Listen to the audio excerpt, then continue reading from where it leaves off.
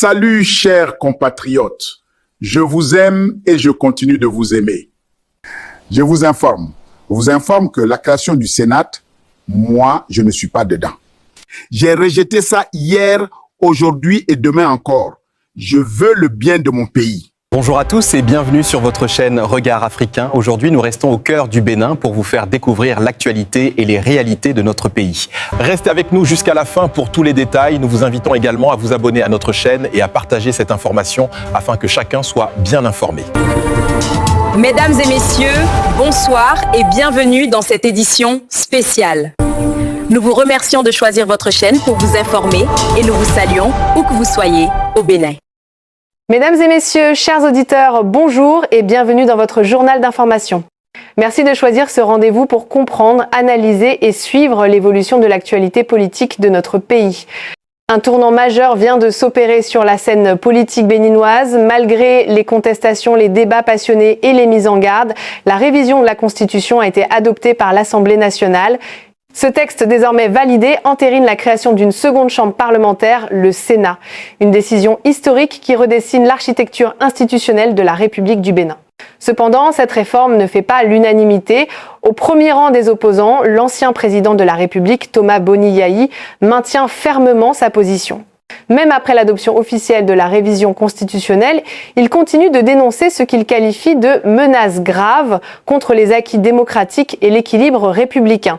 Dans une nouvelle déclaration adressée au peuple béninois, l'ancien chef de l'État affirme qu'aucune modification constitutionnelle ne peut être légitime lorsqu'elle ne repose pas sur un large consensus national. Il reproche à la classe politique au pouvoir d'avoir imposé une réforme qu'il juge inutile, non prioritaire et surtout dangereuse pour la stabilité institutionnelle. Boni Yayi rappelle qu'il rejette totalement l'idée de devenir membre de droit du Sénat, comme le prévoit le nouveau dispositif institutionnel. Pour lui, rejoindre cette institution reviendrait à cautionner une transformation profonde du système politique, transformation à laquelle il s'oppose catégoriquement. Il insiste « Je ne prendrai pas part à cette structure et je n'en reconnais pas la légitimité démocratique ».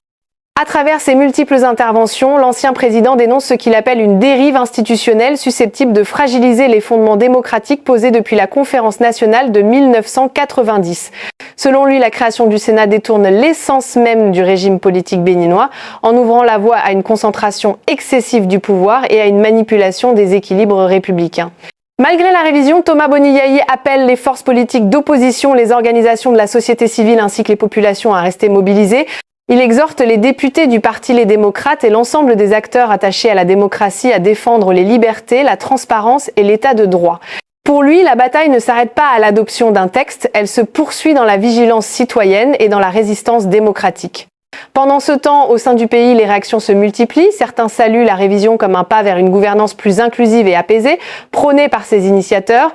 D'autres, en revanche, y voient un risque de déséquilibre institutionnel et un renforcement du pouvoir exécutif au détriment de la séparation des pouvoirs. Le débat est loin d'être clos. L'avenir du Sénat béninois, sa composition, son rôle réel et son impact sur la vie politique nationale restent au centre des préoccupations. Les prochains mois seront déterminants pour évaluer la portée concrète de cette réforme. Mesdames et messieurs, ainsi se referme ce journal. Merci pour votre fidélité et pour votre attention. Restons engagés, restons informés et continuons d'observer avec lucidité les évolutions de notre démocratie. Très belle journée à toutes et à tous.